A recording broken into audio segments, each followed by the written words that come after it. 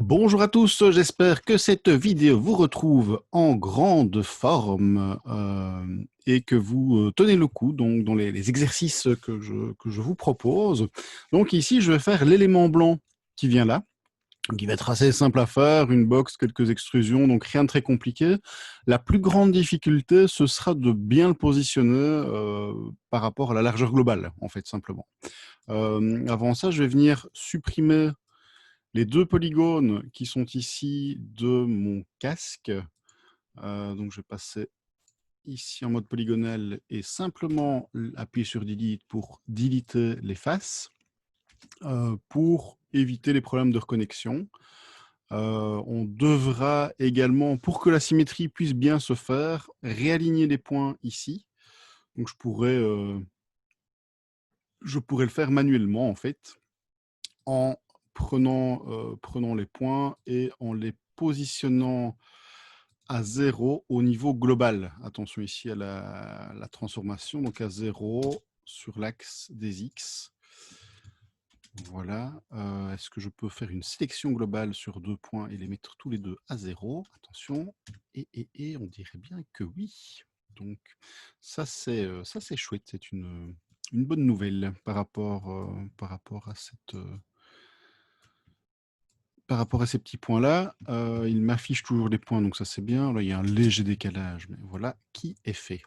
Donc, pour l'autre morceau, je vais refaire un cube. Donc, pour faire le cube, bien quitter l'edit mode, je rappelle, passer en mode objet. Ça fera partie, pas des écouteurs, mais du casque. Donc, il faudra créer ici un nouveau groupe d'objets. Donc, bien tout désélectionner. Et là, dans Ajouter, je vais ajouter un cube. Ouh, il est grand le cube. On va réduire sa taille avec une mise à l'échelle. Donc, rien de nouveau normalement par rapport à ceci. Voilà, voilà. Hop. Et je pourrais... Alors, comme il est déjà centré, je vais simplement le recouper en deux. Donc, je vais passer en Edit Mode. Je vais ajouter ici un Loop Cut CTRL-R. Voilà. Et je vais supprimer la partie droite de mon objet. Shift pour ajouter à la sélection. Delete. Je passe en mode face. Je vais réduire ensuite la hauteur du cube parce que c'est un petit peu grand. Je reprendrai personne. Pareil dans ce sens-ci. Et pour correctement positionner l'élément qui est ici, je vais repasser en Object Mode. Vous remarquerez que le point de pivot est resté là au-dessus. Je vais le réaligner par rapport à l'objet. Donc pour ça, je vais mettre l'origine au niveau de la géométrie de l'objet. Voilà, comme ceci. Donc c'est plus facile du coup pour le repositionner. Et ensuite, je vais splitter mon écran de façon verticale pour afficher à gauche ou à droite, là, c'est à vous de voir, une vue de left, donc CTRL 3. Ah, alors si vous faites une rotation, ça tourne, donc attention à ça. Il y a moyen de bloquer, je pense, la rotation. Mais voilà. Et alors cet élément-ci, si vous regardez l'image, il est plus fin que l'élément qui vient là. Donc vous pourriez avoir une légère interpénétration des éléments, c'est-à-dire que la boîte va rentrer un petit peu dans la tête. Il y aura sans doute du fignolage à faire au final à ce niveau-là. Ne vous prenez pas le chou si ce n'est pas hyper précis. Je vais garder un petit décalage entre les deux éléments. Voilà. Et, et ce sera déjà tout. Je vais passer en mode Edit. Je vais repositionner la face qui est ici devant, la reculer un petit peu. Et je vais surtout prendre le temps d'observer l'image. Donc ce qui est difficile, c'est de ne pas faire deux extrusions, c'est de bien les positionner. Donc au niveau de la largeur globale, j'avais dit 24,5. Donc on devrait arriver à 22 plus ou moins de là derrière à là. Donc si je reprends mon outil mesure, que je pars d'ici à ici, 22, 23,5. Donc, j'irai plus ou moins, dans mon cas, jusqu'à la ligne qui est là. Voilà, on remesurera après pour gagner en précision. Donc, ça, c'est par rapport à la largeur de l'objet, enfin, la longueur, pardon, la profondeur de la boîte. Et par rapport à sa largeur, si je prolonge cette ligne-ci, pardon, je vais arriver, je dirais, si je vous fais une estimation à l'œil, plus ou moins à la moitié du sourcil. Donc, je devrais être grosso modo à quelque chose comme 6 centimètres. Je suis toujours dans l'approximation. Donc, ce sera à repeaufiner. C'est un peu là aussi qu'il va y avoir une différence entre chacun de vos projets. C'est-à-dire que chacun va essayer de repositionner les choses au mieux et on aura peut-être des petits décalages. On aura des décalages d'un travail à l'autre. Donc ici, et hop, je vais mettre 6 centimètres, c'est un petit peu plus. 6 centimètres, voilà. J'ai un repère qui est là et je vais le garder pour la petite extrusion que je ferai après. Ok. Pour pouvoir courber la forme, je vais déjà redécouper ceci. Donc c'est tout le temps les mêmes outils, rien de neuf. Voilà, j'ajoute des segments et puis je déplace les segments que j'ai ajoutés. Je descends ceci vers le bas. Un petit peu, je regarde. N'hésitez pas à déplacer de façon exagérée. Oui, là je vois que ça rentre dedans, donc c'est que je suis dans le bon. Il ne faut pas que je puisse voir la partie qui est au-dessus. Donc la courbure va suivre globalement la même que celle qui est là.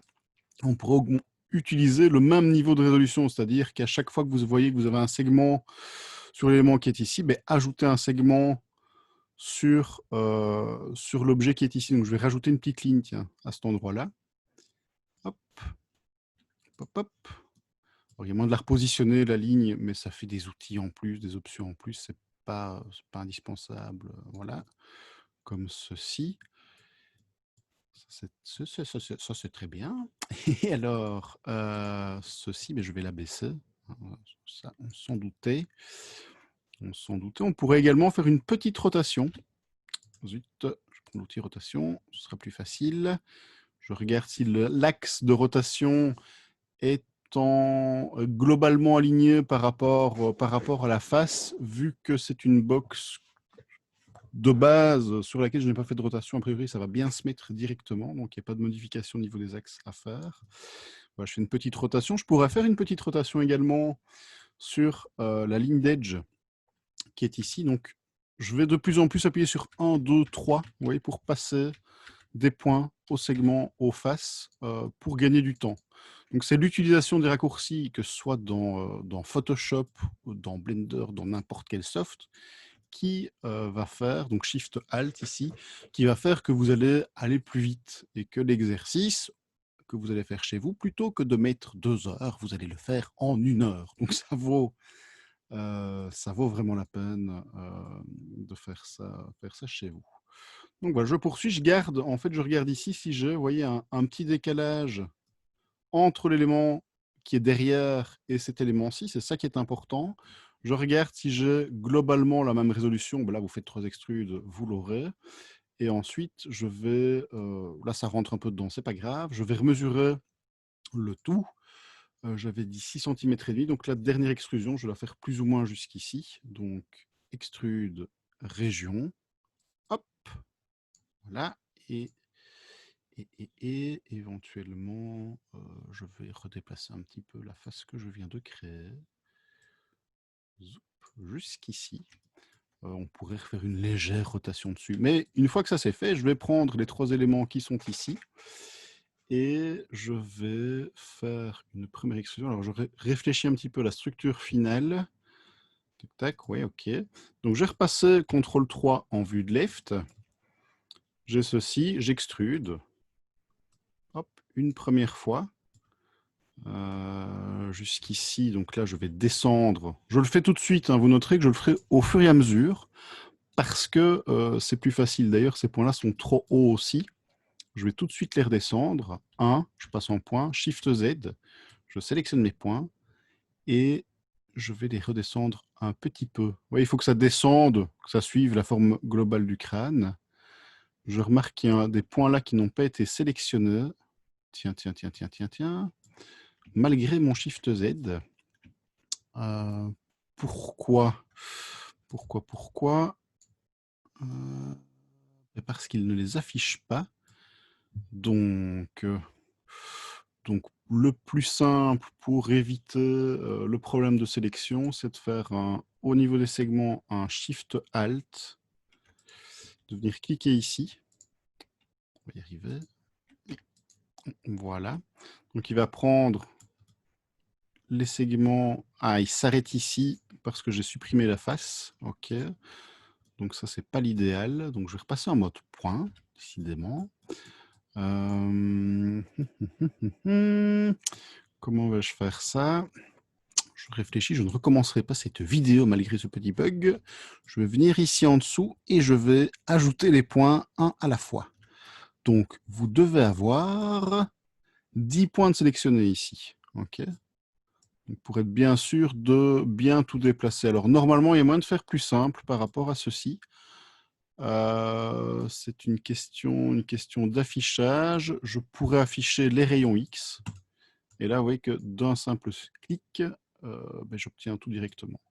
Voilà, comme j'ai laissé passer 2-3 jours entre les vidéos, j'ai déjà oublié certaines choses. Donc j'espère que chez vous, vous êtes régulier, que vous n'attendez pas trop longtemps entre les vidéos, parce que, vous voyez ici, moi, j'ai par exemple, j'ai attendu, je ne dis pas de bêtises, quasi une semaine en fait, et c'est trop. Plus vous attendez, plus ça va être difficile. Donc, pas besoin de rotation, hein, d'ailleurs, ici. Voilà. Je dis pas besoin de rotation, mais ça s'affine progressivement. Donc, je vais quand même en faire une légère. Non, pas comme ça. Une petite rotation ici sur l'axe Z en vue perspective. Je pourrais faire la même chose sur les faces. Je vais prendre uniquement ces deux faces-ci pour garder la face du fond alignée avec le reste. Petite astuce. Hop. Je reprends mon outil de déplacement. Je vais utiliser de plus en plus la barre d'espace et les raccourcis clavier pour passer d'un outil à l'autre aussi. Mais j'essaye de ne pas trop le faire pour que ce soit plus facile pour vous, tout simplement. Donc là, j'ai ma première extrusion. J'en fais une deuxième. Hop là, une espèce de houppette pour le moment, ça c'est assez rigolo. Je regarde mon image de référence, je me dis, ok, ça descend vraiment fort ici. Ça suit la forme globale du visage. Je pourrais retravailler le repère visage qui est en dessous. Il y a des points que je pourrais peut-être abaisser un petit peu. Mais on va essayer de se débrouiller avec ça. Voilà. Pourquoi est-ce que ça s'est ouvert, ce panneau-là? Voilà. Et ceci étant fait, je vais maintenant retravailler la forme globale de cet élément extrudé en vue du dessus. Alors, le raccourci, c'est le chiffre 7. Hop, voilà. Et je remarque que c'est reparti un petit peu en cacahuète ici. Je réaligne à la main et je vais arrondir déjà en vue de top la position de mes points. Donc, je passe en mode point. Pour sélectionner tous les points, le rayon X. Alors là, il est caché où le rayon X? Je ne le vois pas. Ah, il est caché. Ok, le voilà. Je prends mes points et je vais les déplacer vers l'arrière. Ok. Et vers l'intérieur pour avoir une courbure que je vous montre ici. Je fais un petit moment d'arrêt, comme ça vous ne devez pas frénétiquement appuyer sur pause sur la vidéo. Je vais faire pareil là pour casser, vous voyez, l'angle qui n'est pas un angle droit ici. Donc, rayon X, le raccourci Alt Z. J'ai l'impression qu'il ne l'a pas pris. Ah, j'ai fait un Shift Z tout à l'heure. Je me suis planté dans l'explication. Voilà. Comme ceci. Très bien. Et en parallèle, je vais réactiver la vue de face. Donc, c'est la touche 1. Je vais ensuite faire un Shift Z parce que c'est un Alt Z qu'il faut faire pour sélectionner facilement ces points. Voilà. Et là, je vais courber en fait le tout, comme sur le casque. Donc, ce sont ces points-ci ici qui sont les plus bas. OK. Puis ces points-ci, dans l'ordre, et puis ces points-là. OK. Donc, voilà. Donc, je déplace uniquement sur Z. Hein. Vous voyez, quand vous déplacez vos points, mettez-vous bien sur l'axe. Alors, à quelle hauteur ceci arrive? Je regarde au niveau de l'espèce de vis qui vient ici, donc dans l'élément qui est extrudé. Je regarde ici, plus ou moins là. Donc là, c'est un poil trop. Je pourrais les remonter un petit peu. Donc, j'ai déplacé en front, j'ai déplacé en top, j'ai déplacé en vue de droite, mais je vais revérifier maintenant ma vue de droite. Donc, je vais devoir repositionner un petit peu les points aussi. Alors, j'ai quelque chose de fort droit ici. Donc, en termes de taille de polygone, j'ai des longs polygones. Ouais. Et là, j'ai des plus petits polygones. Donc, le fait d'avoir des très longs polygones ici me donne peu de contrôle en fait sur le lissage, l'arrondi, le contrôle de la courbure que je vais travailler. Donc, ce que vous allez pouvoir faire, c'est rajouter une ligne de segment ici pour retravailler cet arrondi. Donc, j'ai fait un Alt Z toujours. Oui, vous allez pouvoir comme ça contrôler un peu plus votre courbe. Je déplace toujours les points deux par deux en fait. Vous voyez là, j'ai ces deux points-là. Je contrôle toujours dans les deux vues. Ce que je fais, je réfléchis à l'axe dans lequel je vais déplacer mes éléments. Donc ça, c'est tout un petit apprentissage à faire, mais voilà. Donc maintenant, la pointe qui est là, en termes d'avancée, je vais la contrôler aussi. J'ai l'impression que ceci est très long par rapport à l'élément qui est là. Donc ce que je vais faire, c'est reculer en fait un petit peu ceci. Là, je travaille un peu plus sur la forme. Et tant qu'il n'y a pas trop de points, en fait, c'est facile de travailler sur la forme. Si vous avez mis beaucoup de points, enfin, je l'ai déjà dit, hein, je radote un peu, mais ça va être plus difficile. Voilà, c'est une forme de base. On ne va pas aller plus loin dans le travail de la forme. Je vais peut-être supprimer les faces qui se sont recréées ici au moment de l'extrusion. Donc ça, c'est pareil dans tous les softs 3D. À chaque fois que vous extrudez, il va recréer une face ici à l'intérieur. Donc je vais venir sélectionner les trois faces, delete, delete face, voilà. Et j'ai mon élément qui est pas fini. Là, je dirais pas qu'il est fini, mais qui est difficilement finissable parce que j'ai pas encore attaqué les yeux, le nez. Donc ça va vraiment permettre de repositionner cet élément-ci. On a une base qui est là. Je vais l'enlever des écouteurs. Je vais créer une nouvelle collection. J'ai oublié comment on faisait. Donc c'est clic droit dans Sun Collection et je vais le renommer je vais mettre élément méca. Peut-être pas méca, je vais mettre visage, parce que c'est sur l'avant du visage. On aura comme ça une autre collection avec les éléments arrière du visage. Ça permettra de s'y retrouver. Je vais déplacer ceci dedans et je vais renommer l'élément. Alors, quelque chose que je fais très régulièrement et qui ne se voit pas toujours dans la vidéo, c'est que je sauvegarde le plus souvent possible et que j'incrémente les sauvegardes. Vous voyez, là, je suis à ma 9e sauvegarde. Faites un petit check chez vous pour voir à combien vous en êtes. Si vous êtes à 2, c'est que vous ne sauvez pas assez. Si vous êtes à 40, c'est que vous sauvez peut-être un petit peu de trop. Je vais renommer mon objet. Double-clic et je vais l'appeler élément du haut. Donc voilà. Je vais arrêter là la vidéo, puis je vais rapidement refaire la même chose, hein, globalement, pour l'élément qui vient ici. Puis on attaquera les yeux, le nez. Donc voilà. Je vous souhaite une belle journée, une belle soirée en fonction de l'heure à laquelle vous travaillez. Et surtout, n'attendez pas une semaine pour ne pas être tout perdu comme moi avant de passer aux vidéos suivantes. Voilà, mais je vous dis à très bientôt. Au revoir.